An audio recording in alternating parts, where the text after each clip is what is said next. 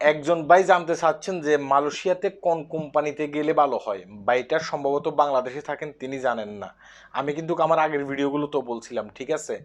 আপনি যদি মালয়েশিয়াতে বাংলাদেশ থেকে ভালো একটা কোম্পানিতে আসতে পারেন, তাহলে যে আপনি 10 থেকে 12 বছর থাকবেন, বেতন কম হইলেও আপনি কিন্তু সেই কোম্পানিতে শান্তিতে থাকতে পারবেন, এবং কি সেই কোম্পানি আপনার সমস্ত বেতন পরিশোধ করে দেবে।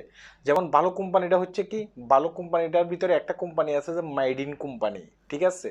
তাদের যে শপিং মলগুলো আছে না, সারা মালয়েশিয়াতে আছে শপিং মলগুলো। আপনি যদি ওই কোম্পানিতে আসতে পারেন, আপনি 10 থেকে 12 বছর যতদিন আপনি মালয়েশিয়াতে থাকেন, যদি কোনো আনফিট না হয়ে থাকেন, আপনি হয়তোবা দেখা গেছে কি আপনি বাংলাদেশ থেকে মেডিকেল করে আসছেন, এখানে আসার পর আপনি আনফিট হয়ে গেছেন, পরবর্তীতে এখন কি করতে হবে, আপনাকে বাংলাদেশে চলে যেতে হবে, কিছুই করার নেই। যদি আপনি আনফিট না হয়ে থাকেন, এখানে আসার পরে যদি মেডিকেল করার পর আপনি ফিট হন, যদি আপনি আনফিট না হয়ে থাকেন, তাহলে আপনি মেরিন কোম্পানিতে 10 থেকে 12 বছর পর্যন্ত আপনি থাকতে পারবেন, ঠিক আছে। এবং কি একটা কোম্পানি আছে যে কে, তাও কিন্তু দেখা গেছে কি আপনার এই যে মার্কেটের ভিসা, ঠিক আছে। মালয়েশিয়াতে বিভিন্ন জায়গায় দেখবেন যে ছোট ছোট দোকান আছে, হ্যাঁ, ছোট ছোট দোকান আছে যে কেকেগুলো 24 ঘন্টা পর্যন্ত খোলা থাকে। আপনি কিন্তু ওই কেকের মাধ্যমে আসতে পারেন।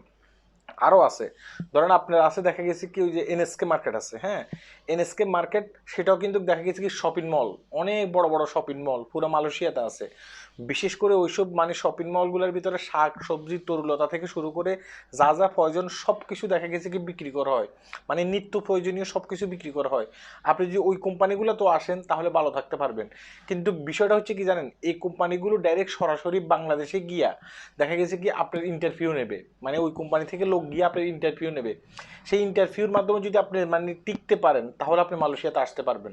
এখন কোনো একটা দালাল যদি আপনাকে বাংলাদেশ থেকে বলে তোমার ইন্টারভিউ কিছু লাগবে না, তুমি ওখানে গিয়ে মেডিনে কাজ করতে পারবা, কিংবা কেকেতে কাজ করতে পারবা, কিংবা দেখা গেছে কি এনএসকেতে কাজ করতে পারবা, তোমাকে আমি সরাসরি পাঠাইতেছি না, ওইভাবে আসবেন না।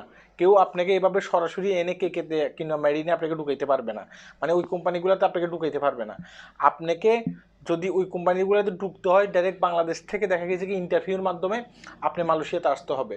এখন আপনি কি করবেন, আপনার বাড়ির আশপাশের কেউ ওই যে মাইডিনে কেকেতে কিংবা দেখা গেছে কি ওই যে এনএসকে, আরও অনেক ভালো ভালো মার্কেট আছে, এইসব মার্কেটগুলোতে কিন্তু কাজ করে কিনা সেটা একটু জেনে যাবেন। এবং কি আপনার বাড়ির আশপাশের কেউ যদি মালয়েশিয়াতে থেকে থাকে, সে কোন কোম্পানিতে কাজ করে, ওই কোম্পানির কাজ কি ভালো কিনা, ওই কোম্পানির ঠিক মতো কি দেখা গেছে কি সে যে কাজ করে তাকে কি বেতন দিয়ে ফেলে কিনা, ওই কোম্পানি কি বাংলাদেশ থেকে লোক আনতেছে কিনা, ওর সাথে যোগাযোগ করবেন। আপনার বাড়ির আশপাশে যদি কেউ থেকে থাকে, ওর সাথে যোগাযোগ করবেন।